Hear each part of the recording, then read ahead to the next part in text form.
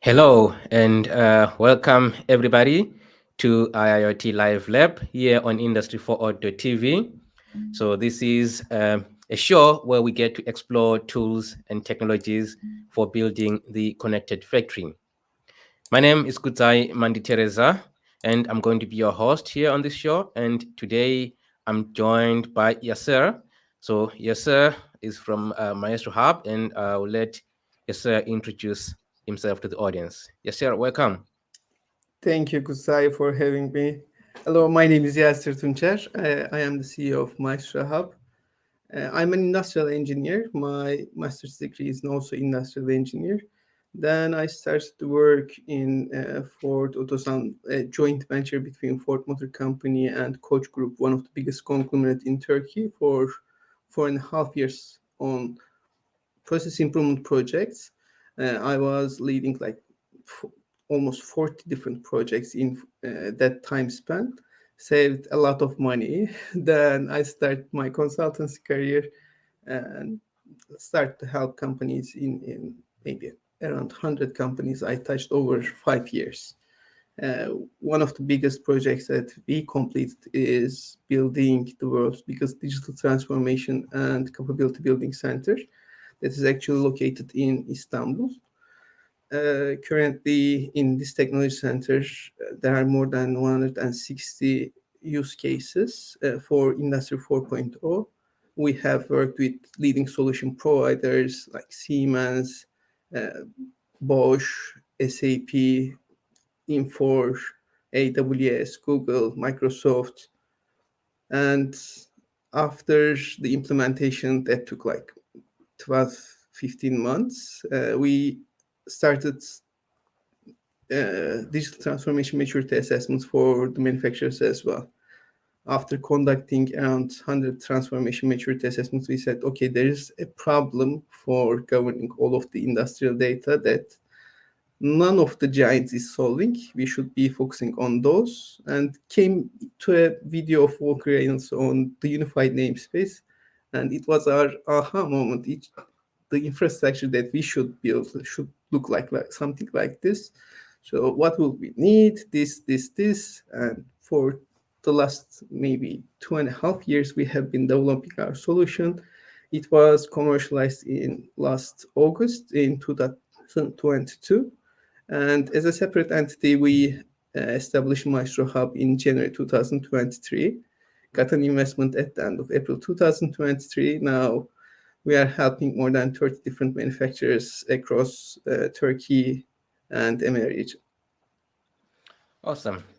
Thank you so much. Thank you so much for joining us today. And yeah, so hopefully today we could get to see some of your solutions or some of the stuff that you contribute to the unified namespace as far as MaestroHub, the solution is concerned. So the topic of discussion today, or rather what we're going to be demonstrated here is around how you could govern data for the unified namespace using MaestroHub.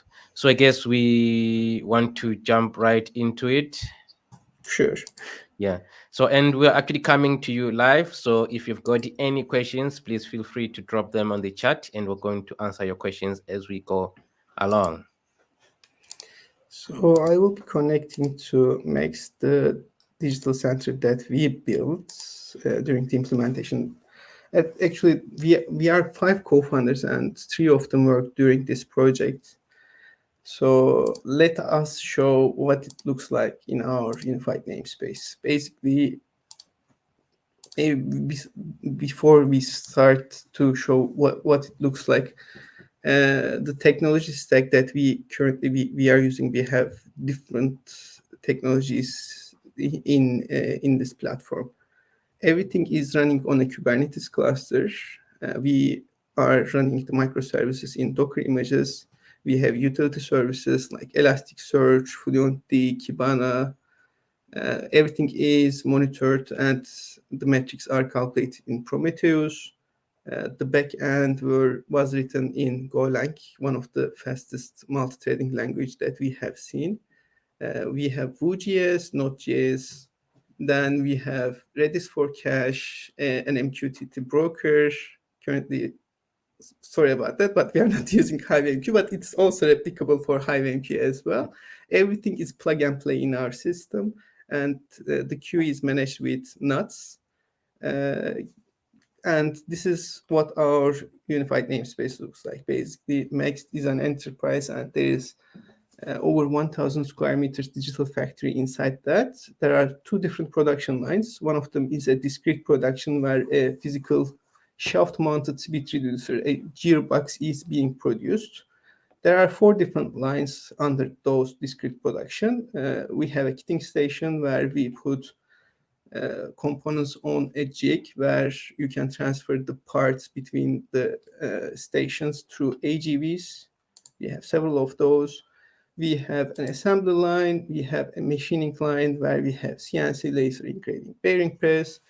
And as the UNS architecture, everything you would be searching lives in this broker. It could be a sensor like Kistler, or it could be a cycle time from PLC. It could be the work order from MES. It could be the operator and its competency matrix, or it could be cost details for contextualizing through ERP data, or it could be even analytic solutions like line balancing. Anything you need, both the raw format and as well as the contextualized information lives in this broker.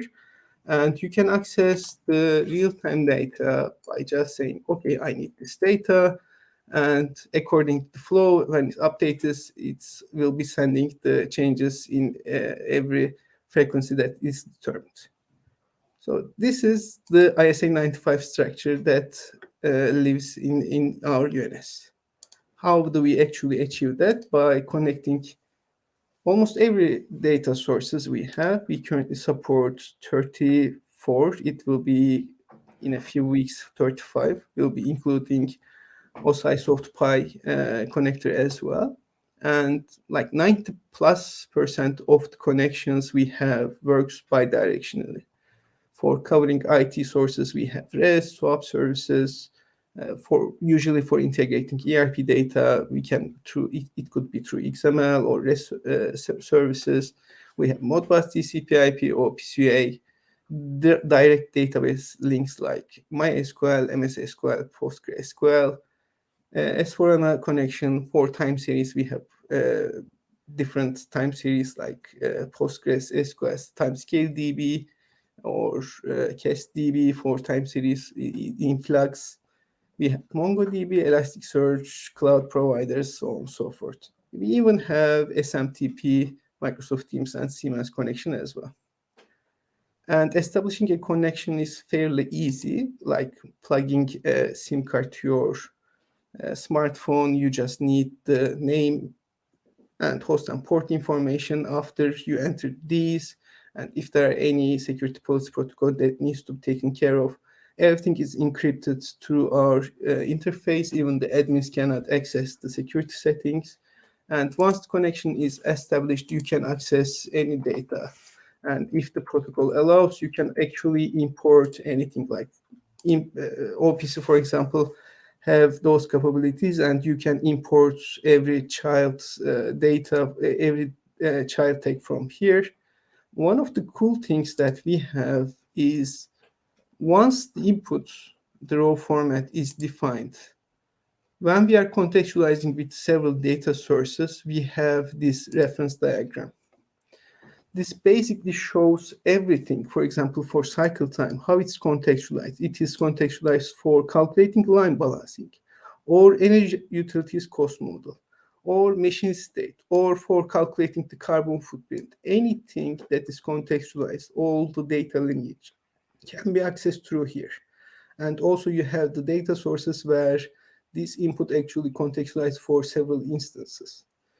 What do we mean by contextualization? Basically, we are coalescing the different systems into a single payload where it's normalized and standardized, already cleaned for AI to analyze all of those. And we call, as you can see, the tabs here. It's like composing a music for us. When you are including several data sources, the raw data is good. but it's not actionable. You need to be able to provide a trend or turn that into information. And turning to information is through our models. You can define any model. We have several predefined models currently. We have over thousands of different models in our clients, but you can create from the scratch as well. And you can define anything. For example, I would like to calculate a predictive quality model. And I would like to include the work order information. And it will be string. Or I would like to include temperature of this operation. It could be floats. Or I would like to include vibration. Anything you need can be determined in here. And after those are defined, you can now use that model in different areas as well. And like the inputs reference diagram, we also have, for example, for a line balancing model that we went through. We have cycle time, work position number. This is especially critical for OEMs where they have assembly line to understand if they have a bottleneck for different product types in real time. Since it's producing a gearbox, gear ratio, gear type details is included in these models, and you can access how this data model is contextualized with those data sources. And for example, we are linking everything through drag and drop. We believe no code is the future of any problem solving technology. So even though you can write JavaScript expressions, we are trying to do all of those with drag and drop. And by just referencing the connection, I would like to include the station 110 cycle time, and I just link it, double click and validate. It should be produced in 44 seconds. Currently, a 2:1 gear ratio is being produced. Gear type is classic, and the work order is 1,529.69. Basically, it turns into something like this, where we have data sources, a snapshot of the time from different data sources in a single payload with a unique timestamp, and you can transfer whenever you want. This is where the orchestration happens. You can send to multiple data endpoints. It could be for several data sources. You can include anything in here, even like complex models for your, let's say, I would like to understand a sub-instance. Oh, I already made before the show. For example, this payload includes the work order and also a line balance model. We can select any of the instances that is being created with this model. And it's a complex payload where you have both the work order detail and also all of the payloads in this line balancing model as well. And when you would like to transfer those, let's say I would like to send this detail, the line balancing details, to anywhere. Everything is published. It can be pushed through the systems with all of the connection protocols that we have in the determined frequency. It could be in milliseconds, seconds, or for example, you would like to calculate your overall equipment effectiveness at the end of the shift. You can set up cron jobs, and in certain conditions, you can send the data like always, on change, on true, while true, where you can write expressions and send to multiple systems. Like it was taking us maybe 1 week or 2 weeks to integrate both these systems. Now with MaestroHub, we can say, okay, I would like to get this notification through Teams as well. Now this approach, where we have one endpoint, I will be updating this, and now it will be pushing into two different systems. And in every 20 seconds, it will check the condition and say, okay, now if the condition is true, it will be sending as a Teams notification as well. Or I would like to include an instance that also includes this update. Now it starts to send. Now the payload currently we have is this, but I included also the complex payload as well, where we will have this payload Yes. and also an additional work order detail that will be coming in every 20 seconds with both of those as a Teams notification as well. And this is the first one, and as you can see, this is the last one. Now, why is it important? Because you would like to get a snapshot. I should disable these Teams, otherwise it will bug us throughout 20 seconds. Why is it important? Because, for example, let's say you are an automotive OEM and would like to understand what is happening to that vehicle on its life cycle in terms of process parameters, who worked as an operator, what was his or her skill set on competency matrix, what was the method that we have used. It could be determined in PLM for the consumption of the material details, which supplier provided those raw materials. And even though those are different models, you can get a snapshot by identifying this is the vehicle identification number and these are my method parameters, these are my machine parameters, these are my manpower details, and you can see the complete picture in terms of the process parameters. It could be for carbon footprint calculation as well, for your scope 1 and 2 analysis. Current European Union with the Green Deal requesting all of these details as product passports. How much energy have you consumed? What was the renewable energy percentage that you have produced throughout this life cycle of the product? And it will be including the scope 3 as well, which will include the supplier information as well as the end user information. So everything becomes like a graph where you connect the dots.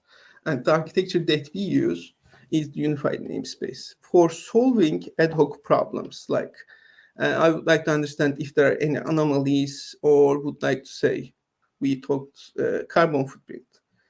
I would like to understand my carbon footprint distribution. We are storing these data in a time series database as well, in Postgre timescale DB.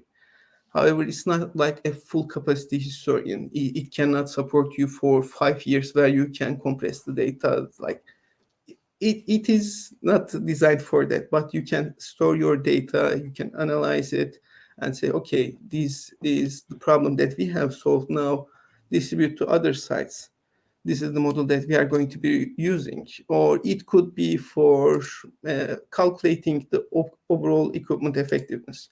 We have all of those capabilities as different modules. Like we have an OE engine in here. Under those, we have module management. Since everything is running in a containerized fashion, it could be Node-RED running in a container. It could be a custom script that you have written in Python for AI studies. It could be a custom connector. You can run all of those in a container in our platform. That's why we say it's a single source of truth industrial data governance platform. It's not just a broker. It's not just for data ops. We are trying to cover as much as the area that we can help to manufacturers. And that is actually the roadmap that we have. Since we are connecting all of these instances, why don't we, since we have all of these contexts, why don't we put a knowledge graph manager where you can ask, okay, what was the OE of my CNC last week? What was the top reasons for breakdown losses? What was the affecting parameters? You have all of those contexts where AI can run through, since you have the data lineage as well as normalized data, and it will be able to go through all of those contexts. And once you solve that, now it becomes, should we connect different manufacturers? Because we connected all of these different instances for data source of a manufacturer. Why don't we include the supplier, the customer, as a node in the ecosystem as well? Yeah. Yeah. So Yeah. quickly before you move on, I think we've got a Yes. question from Michael. So Michael is asking if have you got any plans on including Canary Labs along with OSI Pi and Influx, so on?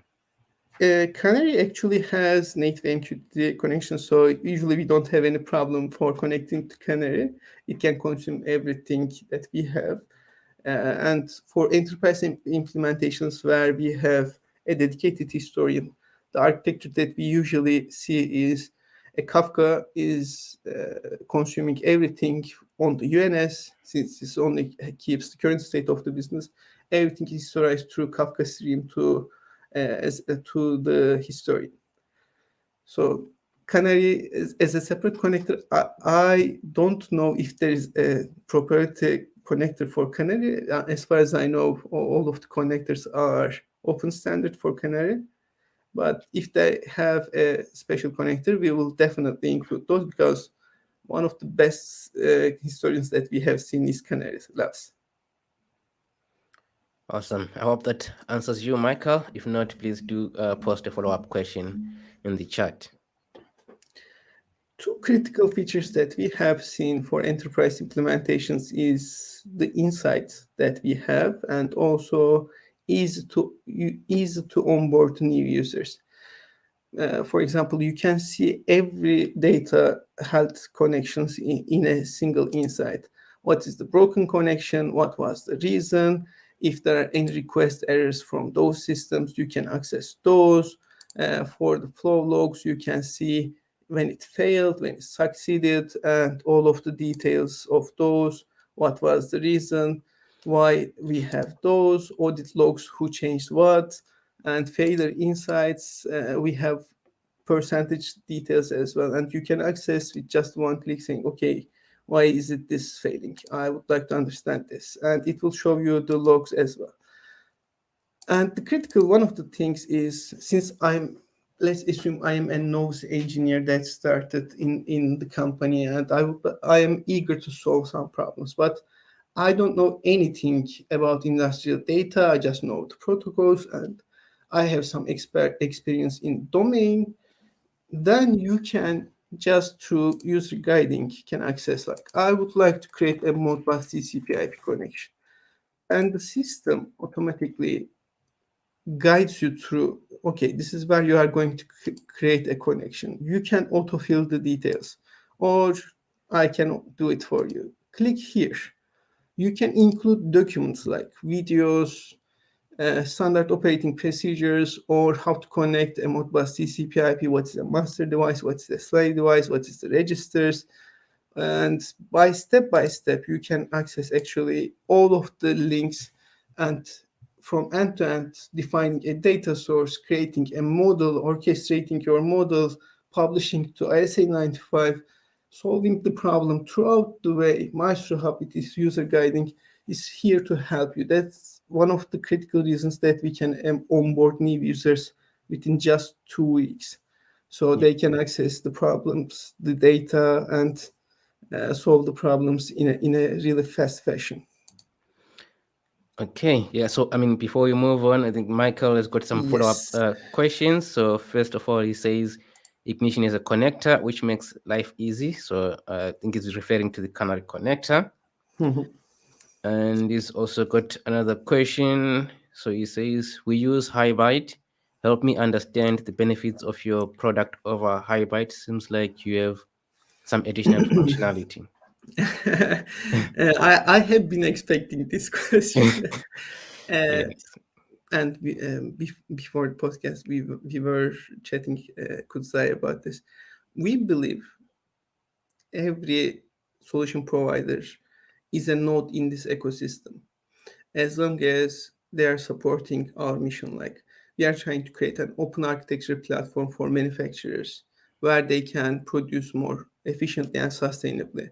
As long as they are aligned with this mission by saying, okay, we are creating a unified namespace with this solution, we don't think them as a competition. We think they are a future partner for us, because at the end of the day, even you solve the problem for a specific manufacturer, the problem then will become the digitally connected supply chain, because everything in our world is currently connected. You have supplier customer relationships.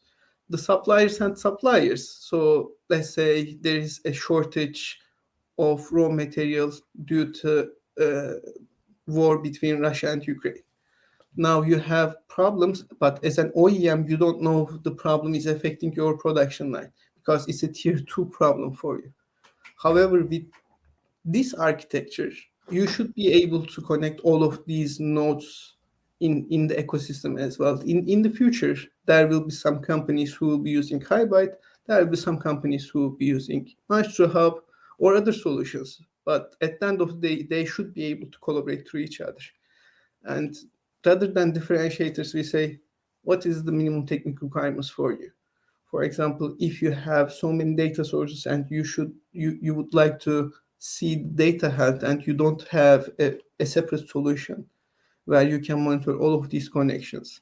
Let's say the automation engineer changed something and the AI team affected, and you cannot identify the problem, maybe spending 1 week. When Yeah. you have these monitoring capabilities, this helps you a lot and solve your problems. Our main aim is trying to help manufacturers so they can solve their problems fairly faster than before. Rather than making decisions with experience, they should be able to make decisions with clean data. Yeah. Well, yeah, it seems like there's more questions around Hybrid. I don't know if you wanna Sure. answer this one as well. So Thomas is asking, so what does your software do differently than Hybrid? As Michael said, it seems like there's a lot of crossover. Yeah, we definitely have similar capabilities because we are trying to solve the same problem. Basically, both solution is trying to create a unified namespace with industrial data ops capabilities, and we have some additional features. They have other additional features. At the end of the day, it boils down to minimum technical requirements that you need for implementing either solution. Both of them have benefits. Both of them have actually drawbacks as well. For example, we have so many technologies, so many moving pieces that that brings a trade-off for us. Where in hybrid solution, you have all of those in memory calculations, in a monolith architecture mostly, and that has some advantages and also some disadvantages.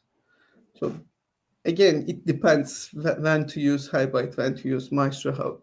As I said, we are not trying to attack the same market. We are not thinking like we gained a customer from them. It's not like that.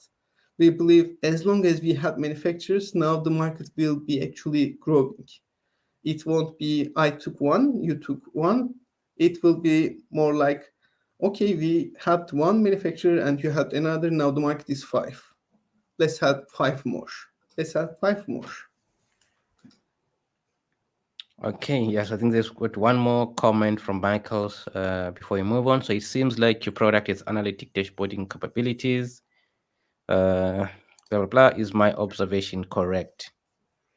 Actually, one of the roadmap items is stream analytics for the next year. We are currently publishing both into MQTT broker and also writing in our queue mechanism in our stream analytics as well. We are using nuts for that. However, for enterprise applications, it could be replaced with Kafka. Since Kafka has key SQL values, it is easier to conduct several analysis, but we don't have that deep in-depth capabilities on stream analytics. We can calculate the anomalies for on average, but for example, we don't have Westinghouse rules or Chebyshev 1 or 2 anomaly detections.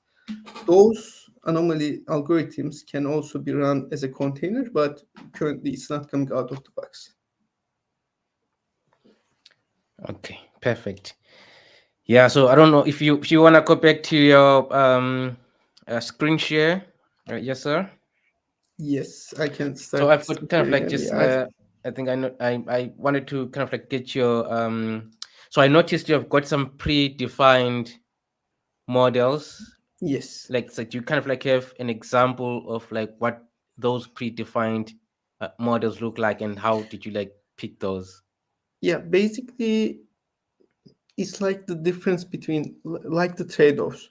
You can enforce everything from a central point and limit the flexibility and innovation, where you can give the flexibility to end users and suffer when you have that flexibility, you are losing some structure.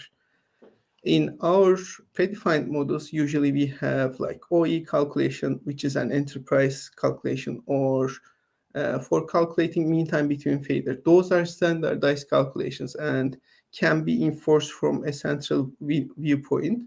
And any data model, that's actually one of the things that we were chatting about as well. Yeah.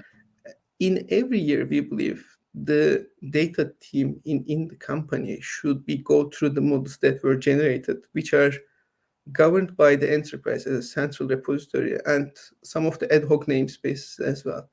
Which one is going to be an enterprise governed one? There won't be any changes.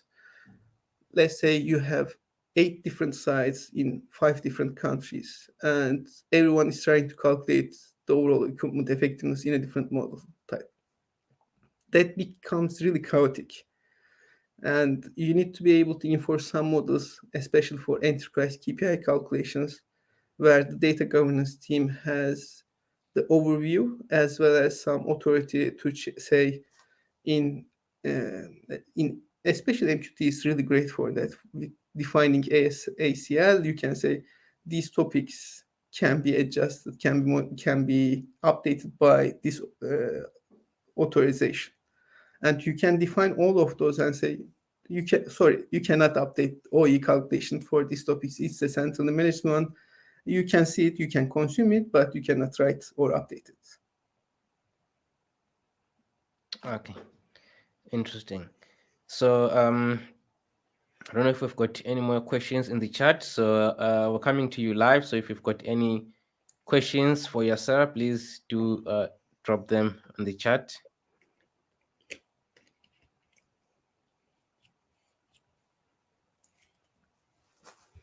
So like while we still kind of like wait for some questions, what's like so we've got like these standardized like models like OEE, like what you've just explained, but we've also got these uh, standardized information model, as it were, as far as like modeling your assets is concerned.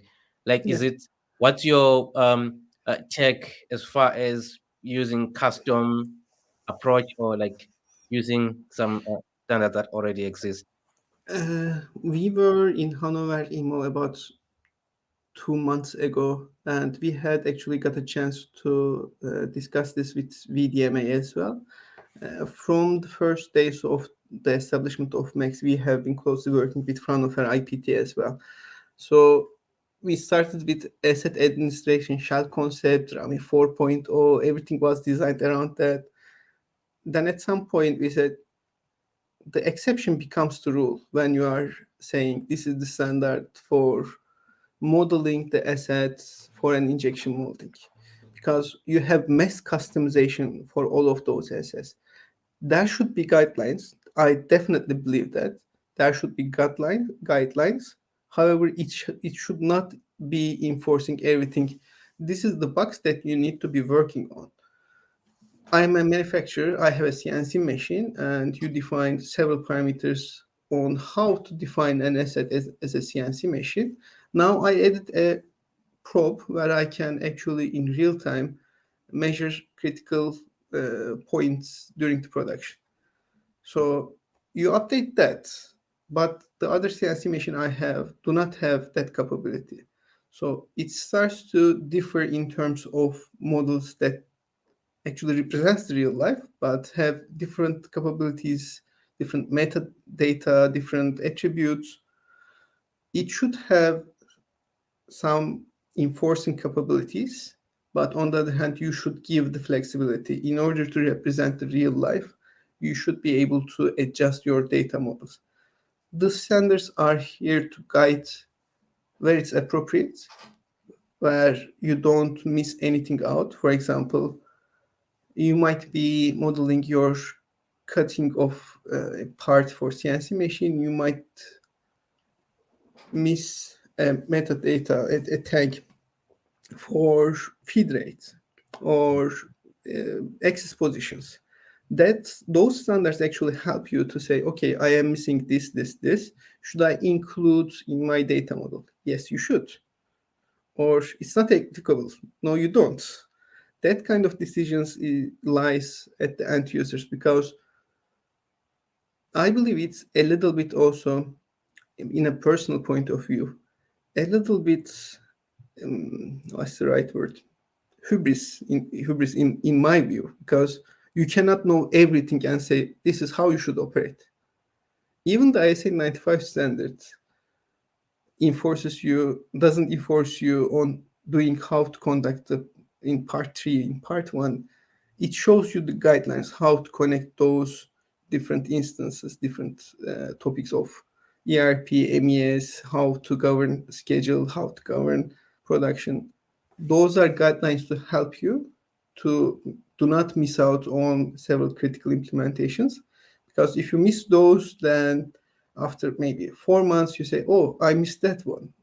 What if I included in my historical data? It already happened. So you should be able to have that flexibility in your data models as far as our approach. Okay, interesting.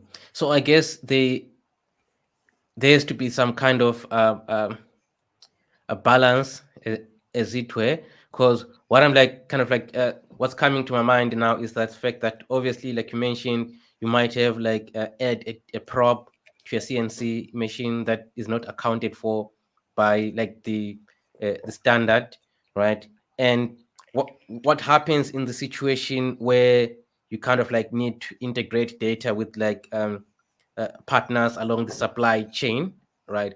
How how is that kind of like uh, consolidated? How is that like kind of like brought together in a way? Look, now assuming that partners are not kind of like really following your own custom model, I would imagine there's some kind of balance there that needs to be struck. Or what's your thoughts on that? Again, the trade-off, the flexibility you give also lacks in the structure, like MQTT. You have amazing flexibility with vanilla. You can create anything with your payload, but the end user might request the uh, in without looking into payload, they would like to understand what is the metadata inside those payloads. Let's say for an OE example, for example, Yeah. uh, I can give the naming for OE for one of the site, overall equipment effectiveness. The other one is OE calculation. The other one is machine health data. Totally arbitrary. Yeah. And without looking into payloads, how are you going to be able to identify which payloads, which topics actually include the metadata you need, or you would like to access all of the details that you have contextualized from those different data sources? It could be also for ISA 95 semantic hierarchy as well. Once you are pushing everything, once you create an open architecture, the flexibility that you provide also becomes one of the Achilles heel of your solution. That's why we need standards. That's why we need, for example, one of the graph managers, knowledge graph managers that we say should be able to have some kind of technology like GraphQL, where you can search the related metadata without just looking into all of the payloads. Everyone has a different way to skin their cat, but I believe in order to have guidelines, we should come together and say, okay, this is how we are going to solve it. Is it acceptable for you? Because our proposal might be also hindering your solution as well. Yeah. That's where the true collaboration comes in. We need to be able to sacrifice in both of our ends, where we can say, okay, this is for the greater good. Okay, perfect. So I think we've got another question from Michael. So he's asking, does your software run on Windows and Linux? We love Linux. It could be on RHEL, it could be on, we currently use Ubuntu, but it could be SUSE, as long as it's derived from Linux, we love this. Awesome. Okay, so see if we've got any more questions. Yes, so we've got no more questions. Yes, so any last thoughts? Yes, sir. Before we call it a day. Yeah, basically, uh, the amount of knowledge that is accumulated in the manufacturers for the last couple of years, especially with the rise of the UNS, I believe everyone should be adopting this architecture because we have seen the limitations on request response architectures, data threads approach, where you store everything in a history without even contextualizing and trying to request everything from a single server like historian. That has those limitations. And for architecting a UNS, we believe at the end of the day, it will be the integration of the UNSs and everything will, like the internet connected everything and Google became the search engine for those. We would like to become that for the industrial data, where you can access any data, where we can actually crawl any solution providers UNS and say, okay, there is this improvement opportunity because the weakest link in the supply chain is determines the success of the production. We saw that in COVID times as well. Once the supplier cannot provide, everything is affected through that discrepancies. So we should be able to, for a sustainable future, for an efficient production, we should be able to share this information throughout the supply chain. We are for European Union, Gaia X is a standard that is trying to create guidelines for sharing this information throughout the supply chain, where different companies can share the information. I'm actually traveling tomorrow to there. They have their annual summit. We should work of this ecosystem because it's a node in the ecosystem. Even what we do is a node in the ecosystem, and we cannot do it alone. We cannot do it all. We should be able to collaborate, share information, experience, and create a better world together.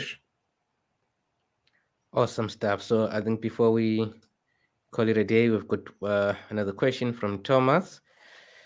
So Thomas is asking, do you have nodes per site or per manufacturing cell, or can this be centralized? Actually, some of our clients managing different sites from just one single installation as long as the network access are granted. Since it's running in Kubernetes, you can scale to different service with its event-driven auto-scaling KEDA approach. So we don't need per site. However, for high availability use cases for our enterprise clients, usually once there is a broken connection between the internet and the server, we can store so much in the queue, and that's why for high availability use cases we install an additional instance per site to store to mitigate those risks. Other than that, no, we don't need to be installing every site. It could be central. It is centrally managed. Awesome stuff. Cool. Yeah. So I mean, we'll post some links in the description of the video if you're watching this on YouTube, so that if you need to get in touch with Yasser, you can contact them on their website, and then I'll also link his LinkedIn profile so that you can contact him on LinkedIn. And he's also notified me that he's going to be joining us at CONAC in Munich. So we've got an upcoming community event in Munich on December 7th. So if you'd also like to come and have a chat with Yasir in person, he's going to be there. So thank you so much for joining us today on this show. It's been a pleasure to have you, Yasir. Thank you for having me, Kusai. It's been a great chat with you. Thank you so much, and see you next time. See you. Bye bye.